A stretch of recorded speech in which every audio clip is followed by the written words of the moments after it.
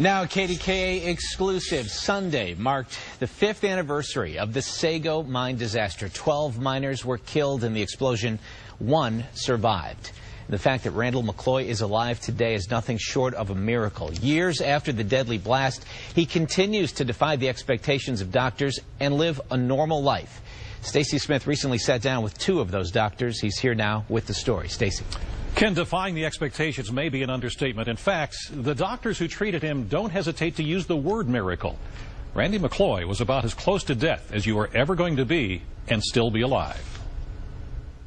We got a call around midnight, being the closest level 1 trauma center, that there were 12 surviving miners found. That was nearly 41 hours after an explosion at the Sago mine in West Virginia trapped 13 miners in the early morning of January the 2nd, 2006. They were only 280 feet underground, but they were enveloped in toxic fumes of methane gas and carbon monoxide. So we geared up our hospital, Ruby Hospital, only 3 hours later to get another call that there, in fact, was only 1 survivor, and that was, of course, Randal McCloy. The other 12 miners had perished. All of them died of carbon monoxide poisoning, and Randal McCloy was probably only minutes away from dying when he was rescued. Randy was on death's doorstep, there was no doubt. He was deep in a coma. He had had a massive heart attack. He was in heart failure, liver failure, kidney failure, hypothermic, hypotensive, and dehydrated. Other than that, he was fine. Dr. Julian Bales and his team at Ruby Memorial in Morgantown were able to stabilize the 26-year-old McCloy, treating his heart and kidneys and removing as much carbon monoxide from his blood as they could. But McCloy was still in a coma, and they had to get the remaining CO2 out of his brain, and they had to do it quickly.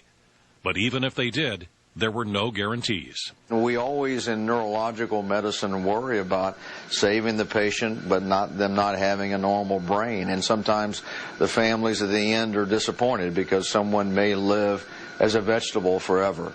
McCloy's family had faith, though. He had made it this far, but the next step had to be taken here in Pittsburgh at Allegheny General Hospital in something called a hyperbaric chamber. It is a capsule that is highly pressurized, an environment that permits oxygen to penetrate vital tissues and helps the body to rid itself of carbon monoxide. A day and a half after he was rescued, he was brought by ambulance from Morgantown to AGH. But almost immediately, as they took Randal McCloy out of the ambulance and into the hospital, he had to be resuscitated. When he got here, we counted 21 medical problems. Every system in his body had failed. Dr. Antonios Zikos and his hyperbaric crew stabilized the young miner and immediately put him in the chamber. When you put Randal McCloy into that hyperbaric chamber and you closed that chamber door, what did you think? Did you think he would survive? We had our doubts. I prayed a lot, I can tell you that. McCloy was sealed in the chamber for 90 minutes for his first treatment. And those prayers, they may have been needed. The first treatment was quite scary because he actually got worse.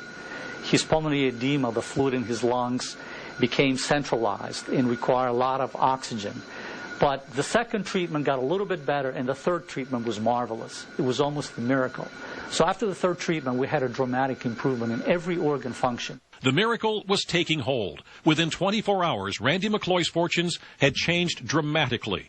The next day, on January the 7th, he was taken back to Morgantown. And then, after 3 more months of hospital treatment and rehab, he was back at home. Are you surprised he survived this?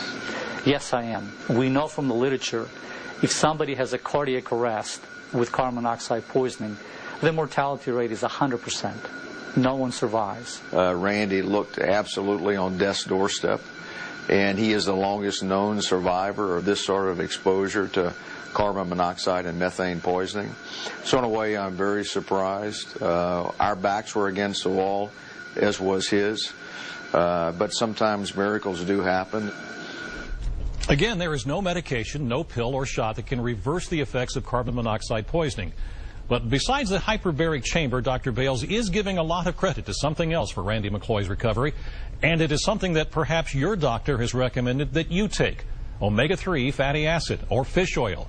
Randal McCloy was given up to 16 times the normal amount, and Dr. Bales believes that also helped Randal McCloy's brain recover. Man. I remember how bleak it looked. I mean, we all remember, and it's hard to believe it's been 5 years. When I talked with him, I had not realized how bleak it really was. He arrested inside that hyperbaric chamber as well, and that was tough to take care of him, you know, when he's in that pressurized environment. I'm sure. And what do you know about how he's doing today? Well, I asked Dr. Bales that. Randal Mc Cloy has declined most interviews. He's done a couple here or there soon after the accident, but basically, according to Dr. Bales, he's living a normal life. He's fathered 2 children since the accident, and he now lives just a quiet life in his hometown. Wow. Yeah. And if anybody would have told you that, you know, 5 years ago right now, that's an incredible story. Yeah. Stacey, thanks.